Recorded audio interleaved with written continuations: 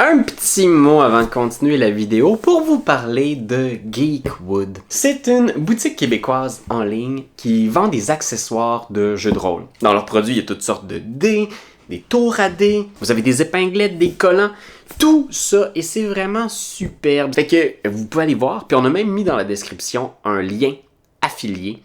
Donc si vous passez par ce lien-là, ben non seulement vous nous aidez, parce qu'à chaque fois que vous allez faire un achat sur Geekwood, on va recevoir un petit montant, mais en plus, c'est cool. Fait que voilà Internet, merci et on continue avec la vidéo.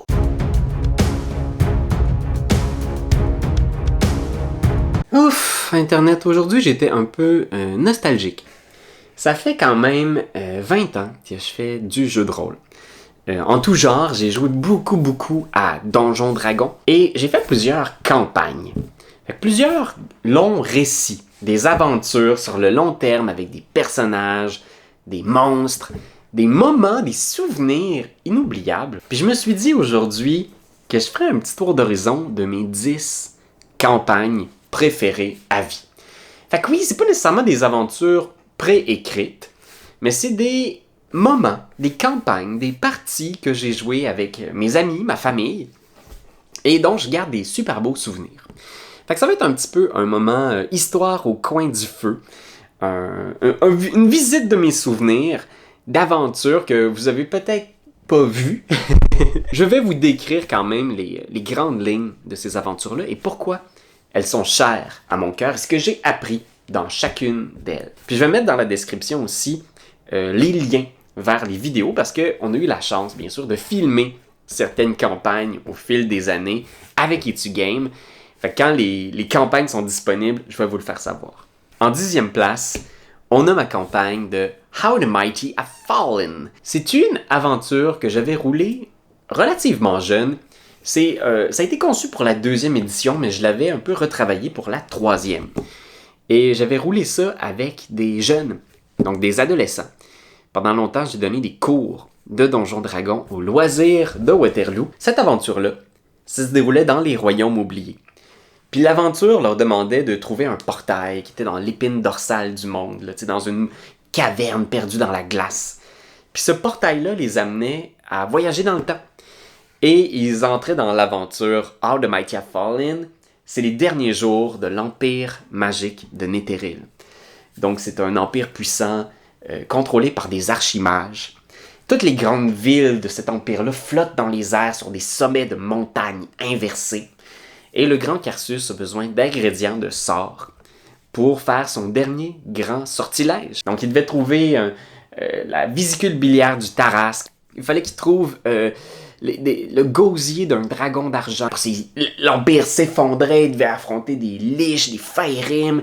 C'était vraiment super chouette, c'est vraiment une bonne aventure que j'ai encore vraiment envie de rouler. Fait que si vous êtes intéressé par cette période historique des royaumes, l'apogée d'un empire, un peu comme vivre les derniers jours de l'Empire romain, par exemple, ben je pense qu'il faut aller voir de ce côté-là. La campagne est encore disponible en ligne, vous pouvez l'acheter pour presque rien. En 9e place, on a ma campagne de Mithrandor. Ça, c'est la campagne qui a jamais pu prendre fin. Parce que c'était ma campagne que j'avais juste avant de quitter le nid familial avec mes frères. L'aventure avait été très inspirée du supplément de la 3e édition, Weapons of Legacy, dans lequel on a des armes qui vont grimper en puissance avec vous. Donc à chaque fois que vous montez en niveau, ben, vos armes débloquent de nouveaux pouvoirs. Et pour bénéficier de ces pouvoirs-là, il faut souvent accomplir un défi imposé par l'arme. Donc protéger les innocents, vaincre un géant, ce genre de choses-là. Fait que c'était vraiment chouette. Puis bien sûr, cette campagne-là était beaucoup trop ambitieuse.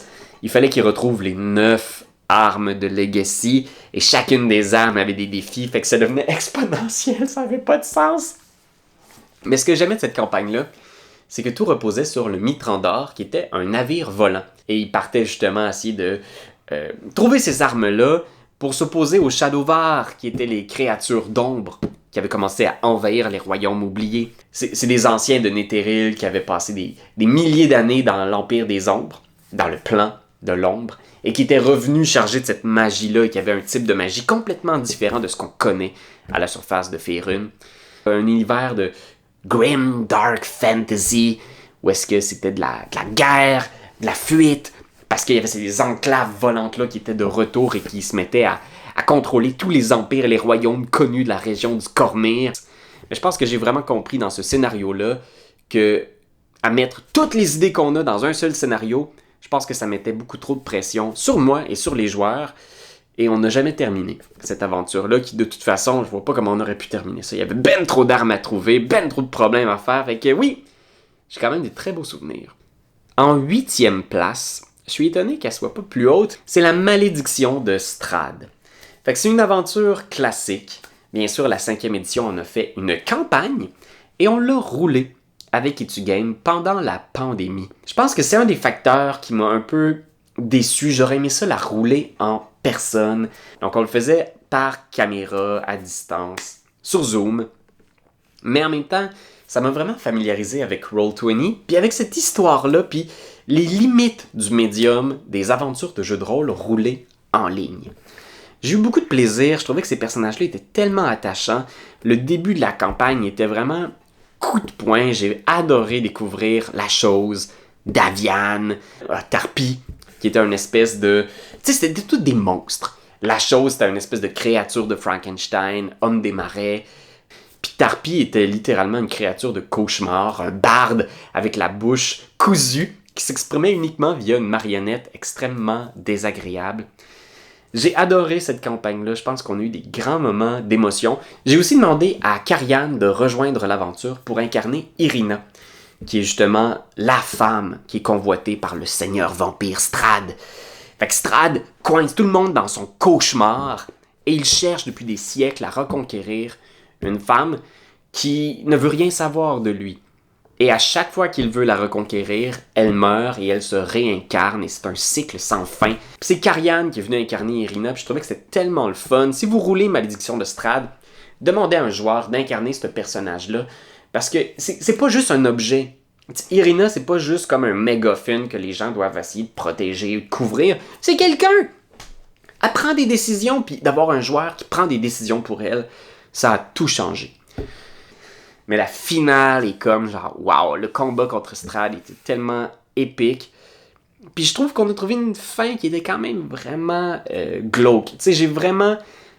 Une scène doit résumer toute la campagne. Là. Je pense que la fin de notre campagne de Strahd résume bien ma vision de ce côté gothique horrifiant où il n'y a pas de sortie au cauchemar. En 7e place, on a la campagne de Serval-la-Tour. C'est pas une très grande campagne, mais c'est ma première campagne. C'était une histoire... il n'y a pas vraiment d'histoire. Je jouais avec mes frères et j'étais tout jeune, j'avais peut-être 14 ou 15 ans, puis j'avais improvisé l'ensemble du monde. Puis c'est là où j'ai découvert que t'as pas besoin de rien préparer. À chaque fois qu'on avait un flash ou qu'un joueur avait un flash, on le suivait. J'ouvrais le livre des monstres, on sortait des créatures au hasard, puis on a vécu des choses vraiment awesome. Mais l'idée, c'est qu'il y avait une antagoniste qui était la Reine des Glaces, qui était juste une méchante qui voulait contrôler la région du monde et qui avait des armées de monstres à son service. Puis il y avait quelque chose de très naïf, candide, tu sais. On découvre avec passion ce monde-là, fait que j'ai certaines images gravées dans ma tête. On savait si peu jouer au jeu, on connaissait presque zéro règle. On était à cheval entre la 2e, la 3e édition du jeu, mais hey, on a eu du fun. Beaucoup de fun. En 6e place, c'est la campagne de Le vol des dragons, Waterdeep Dragonized. Et ça aussi, on a des traces de ça. Vous pouvez l'écouter, c'est sur YouTube. Fait que c'était la première campagne qu'on faisait suite à nos spectacles de jeux de rôle devant le public. On voulait faire un podcast de jeux de rôle qui était un petit peu plus intime, où on n'avait pas la pression de performer devant le public. Fait qu'on avait invité les appendices à venir jouer dans le sous-sol de Raph. C'était le fun de découvrir les humoristes aussi des appendices sous un autre jour. Oui, il y a beaucoup de blagues, on a beaucoup ri, mais en même temps, tout le monde était un petit peu plus sérieux. Les enjeux étaient un petit peu plus intenses. Aventure urbaine, où c'est une chasse au trésor dans la grande ville de Eau-Profonde, Waterdeep. J'ai roulé cette aventure-là avec le Alexandrian Remix. Fait que c'est un remix qui a été fait par un blogueur américain du nom de The Alexandrian, où est-ce qu'il a retransformé l'histoire pour que ce soit un petit peu plus un cambriolage, un peu plus un roman de cap et d'épée, de bande de voleurs, plutôt que juste du gossaillage dans une ville puis des side quests un peu veg et qui ont pas beaucoup de sens. Fait que non, mais mes joueurs ont infiltré le Zentarim là, à la racine, pis c'était tellement drôle, c'est devenu un roman de mafia puis de trahison puis d'emprisonnement puis d'évasion puis j'ai adoré ça, très très agréable. En 5e place, on a ma campagne, ma nouvelle campagne, Les Ombres de Gregenroth. Pour une des premières fois, je sortais vraiment des Royaumes oubliés, qui est l'univers maison de Wizard of the Coast. Et j'ai créé mon univers, inspiré de mes lectures du moment. Fait que c'est une ville qui s'appelle Gregenroth, dans laquelle il y a tous les vestiges d'un empire qui était très très avancé. Et ces ruines-là, de cet empire-là, dorment sous la ville de Gregenroth. Fait que les dieux que les gens vénèrent dans Gregenroth, ce sont des dieux animaux. Donc Ursus Majoris, le dieu ours, Corvus Vorax, le dieu corbeau, ce genre de choses-là. Fait qu'il y avait tout un mythe avec des traditions, une culture, puis je trouve qu'on a trouvé une bonne façon de l'intégrer puis de le présenter sans faire une demi-heure d'exposition. Parce que la culture est incarnée dans l'aventure que les joueurs vivent. Puis j'ai vraiment aimé ça, puis les personnages sont vraiment chouettes. Une autre aventure urbaine, en ville, où on va suivre 2 trames. Il y avait un groupe de joueurs qui incarnait des policiers, le BUG, la brigade urbaine de Gregenroth, et un groupe de joueurs qui incarnent des voleurs. Fait que c'est vraiment police-voleur, là. Et on suit, dans le fond, la ville qui devient de plus en plus corrompue de 2 perspectives différentes. Et pendant des mois, les 2 groupes ne savaient pas que l'autre groupe jouait. Ils entendaient parler de ce que la police faisait, ils entendaient parler de guerre de gang, mais les 2 ne savaient pas que ces choses-là qu'ils entendaient étaient en fait les exploits de l'autre groupe de joueurs. C'est tellement le fun. On a eu vraiment là... Moi, j'ai adoré ça. J'ai vraiment hâte de m'y relancer. Fait que oui, Gregenroth. Allez voir ça. C'est sur la page, sur la chaîne. 4e place! Black Wave. Black Wave, c'est mon espèce de West March maison. Fait que l'idée de Black Wave, c'est qu'on suit une compagnie de mercenaires qui opère sur un navire qui s'appelle le Black Wave. Au départ, c'était une flotte de bateaux. Il y avait les Dark Intentions, il y avait toutes sortes de noms un peu creepy comme ça. Et la première session de la première partie, j'ai commencé ça sur un combat de bateau. Fait que c'était genre une aventure un peu pirate, là. Imaginez ce combat-là où le bateau est en feu, puis les joueurs, la première session commence dans le bateau en feu, ils doivent s'échapper de là. C'était tellement awesome! Ça vaut la peine de commencer dans quelque chose qui va vraiment attraper l'attention du joueur. Vraiment les immerger dans l'histoire.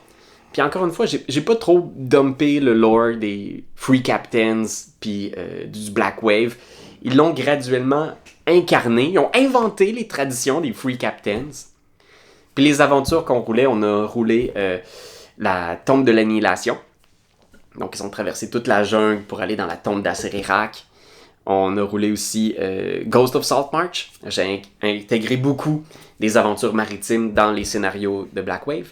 Et ils ont fait après ça Rime of the Frost Maiden. Fait qu'ils ont été engagés comme compagnie pour aller servir dans le Grand Nord de Faerûn. Et puis c'est comme ça que je l'utilise un peu Black Wave. C'est à chaque fois qu'il y a une nouvelle aventure, on peut reprendre les personnages des Free Captains. Puis l'équipage a grossi. Fait que si on a besoin de personnages niveau 1, ben ils vont fréquenter les personnages niveau 10 qui ont survécu à la tombe de l'annihilation, qui sont devenus les officiers, les capitaines. Fait que Capitaine Patrick est encore là, on le voit souvent. Même un moment donné, il a fallu qu'il combatte dans Rime of the Frost Maiden parce qu'il était possédé par la Chardaline. C'est vraiment super. J'adore le fait qu'il y ait plein de personnages puis on crée une mythologie à chaque partie. C'est pas en ligne, c'est vraiment ma partie maison.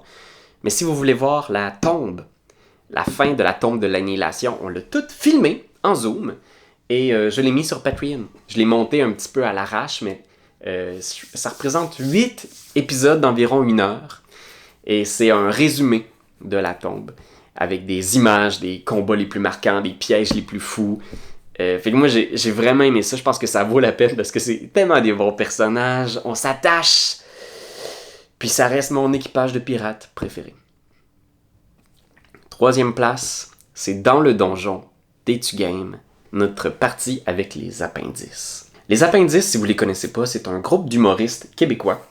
Et dans le cadre d'un événement qui s'appelait Montréal Joue, on avait fait un spectacle de Donjons Dragons devant public. Et c'était pour moi la première fois que je retournais à Donjons Dragons après une pause de 3-4 ans. J'avais complètement arrêté de jouer à l'école de théâtre. Avec cet événement-là, on a invité les Appendices, on avait un public au Randolph, puis on a juste joué. Puis oui, je veux dire, on faisait les règles tout croche, je me souvenais plus trop comment on jouait. J'étais à mi-chemin entre la 4e et la 3e édition, mais c'était tellement drôle. On a fait découvrir le jeu ensuite à plein d'humoristes, des chanteurs, des actrices, des réalisateurs, et plein de gens qui sont venus sur le show pour des one-shots. Fait qu'à chaque nouvelle aventure, il y avait un invité, un artiste québécois qui venait jouer, on lui faisait découvrir le jeu. Fait qu'on on a joué avec Simon-Olivier Fecteau, on a joué avec Les Grandes Crues, on a joué avec Didier Lucien, c'était tellement le fun! Oui, bien sûr, c'était niaiseux, c'est devant le public, c'est dans un bar. Fait que des fois, je pense que le son est pas toujours awesome. Moi, ça m'a vraiment, replugué avec Donjons Dragons. Ça m'a tellement donné le goût de me relancer corps et âme dans ce hobby-là. Puis j'ai la nostalgie parfois des shows devant le public. Parce que c'était magique de voir des geeks venir assister à une partie de jeu de rôle. Puis il ne restait que ce qui est important dans Donjons Dragons. Les personnages, les enjeux, les moments cool, la découverte, la créativité. Puis moi, c'est vraiment ça que j'ai tiré de cette expérience-là. C'est que quand tu retires la plupart des règles, ce qui reste, c'est ce qui passionne vraiment les gens, peu importe qui ils sont. Parce qu'il y a des gens qui comprenaient rien aux règles, mais qui comprenaient « Ah, ok, je peux essayer ce que je veux. Oui! Sois créatif. » Puis ça, tu peux connecter avec n'importe qui. Deuxième place, on a Curse of the Crimson Throne, qui est une aventure de Pathfinder, un Adventure Path, qu'on a traversé en 2 ans de jeu, plus même. Ça nous a amené de niveau 1 à niveau 15. Une grande aventure urbaine encore, où les joueurs explorent la cité de Corvosa. La cité de Corvosa est frappée par une malédiction. Les souverains ou les souveraines de la ville meurent toujours de façon inexplicable, et ce depuis toujours.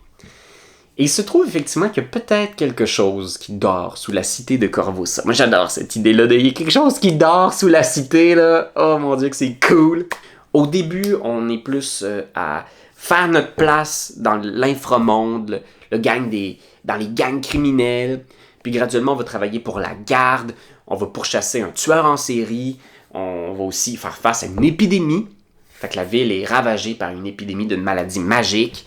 Et finalement, on va découvrir toutes sortes de choses sur les secrets de Corvosa qui sont vraiment super. Ça nous amène très loin de Corvosa. Et je trouve que la force du Adventure Path, c'est que chaque scène, chaque combat a été pensé pour être quelque chose d'unique. Il y a toujours une twist, toujours quelque chose où t'es comme « Ah, oh my god, comment les joueurs vont gérer cet aspect-là de l'environnement? » Puis c'est le fun parce que je trouve que c'est ce qui manque dans plusieurs aventures. Dans Curse of the Crimson Throne, il y a énormément d'originalité dans les rencontres tout au long de l'aventure. Des donjons mémorables, de Vivified Labyrinth, qui est comme une espèce de donjon pivotant fait pour torturer les gens dans le sous-sol, de riches nobles corrompus. C'est tellement bon! Fait que oui, j'ai adoré Curse. C'était pour moi aussi une occasion de retourner à Donjons Dragons de façon régulière. Parce que c'est la première fois, en tant qu'adulte, que je disais à mes amis « Hey, j'ai le goût de jouer à chaque semaine. » Ça a été quand même... parce que, tu sais, mon rythme de jeu, c'était plus on va jouer quand ça adonne. Mais avec cette aventure-là, on n'avait pas le choix, si on voulait la traverser, de se donner un rendez-vous. Puis ça a vraiment renforcé notre amitié. Je me suis rapproché comme jamais de ces gens-là, de ma gang de joueurs maison. Fait que ça, c'est ce que j'ai appris vraiment de cette aventure-là, c'est que Donjons Dragons, ça peut être aussi un outil pour créer des amitiés solides, puis qui perdurent. Ça reste quelque chose de spécial, parce que j'ai vécu des moments de personnages, tu sais, vraiment fins, vraiment nuancés, de gens qui sont pas des comédiens, qui sont pas nécessairement des auteurs. Ben oui, certains sont comédiens, mais tu sais, on a vraiment... J'ai vu comme la petite étincelle de finesse créative dans chaque touche de chaque personnage de cette aventure-là. Fait que c'était vraiment mémorable, puis ça reste une aventure très précieuse pour moi. Et en première position, écoute, je me suis dit, c'est quelle l'aventure que j'ai faite qui était la plus mémorable? Celle où je pense qu'on a touché à quelque chose qui était au-delà du simple jeu. C'est notre campagne de Vampire, la Mascarade. Celle qui se déroule à Montréal. On a 2 saisons. C'est disponible en ligne sur notre page EtuGame. Donc, on avait un trio de joueurs. Puis moi, ça faisait longtemps que je n'avais pas joué à Vampire la Mascarade. J'étais pas sûr de saisir le ton, de vraiment pouvoir trouver la façon d'être drôle, mais à la fois un peu creepy, à la fois vraiment aller faire de l'horreur personnelle. Mais avec les joueurs qu'on avait, c'était juste parfait. J'ai suivi leur délire. On a exploré la vie de André le géant, devenu vampire, avec Radso, qui était un Nosferatu ambitieux, caché dans une mascotte de lapin. Tu sais, quand on dit que vampire, c'est aussi de la politique, c'est des factions, c'est des manigances, c'est de la magouille, c'est de l'enquête, c'est du mystère, c'est de la magie. Mais tout ça, c'est comme un peu émergé naturellement dans cette partie-là. Puis à la toute fin, là, quand on cumulait tous les éléments puis qu'on a bouclé chaque élément narratif à la finale de la saison 2, j'étais comme, wow, hey, je suis pas sûr qu'on aurait pu faire ça en série télé, mais c'est beau, c'est touchant, c'est humain. Puis c'est triste aussi, c'est très très triste et tragique, malheureusement, mais awesome. Fait que oui, j'ai des super beaux souvenirs de Vampire la Mascarade, la campagne qu'on a roulée que j'ai préférée. Fait que voilà Internet, toi c'est quoi ta campagne préférée? Y a-tu un souvenir inoubliable que t'as avec une aventure que t'as vécue récemment? N'hésite pas à nous le laisser en commentaire. Puis merci tout le monde d'être là. Ça va faire 1 an que la chaîne existe. C'est vraiment cool de voir le support qu'on a reçu, surtout avec le défi, essayer d'atteindre le 5000 abonnés, de vous voir répondre à ça, de nous voir avancer. Ça me donne le goût de continuer à créer des jeux de rôle, des aventures, des histoires et les partager avec vous. Fait que j'espère que ça va vous inspirer, vous aussi, à créer vos histoires et à vivre des moments inoubliables avec vos amis, votre famille. Fait que je vous souhaite à tous une excellente semaine, puis on se revoit bientôt. Ciao!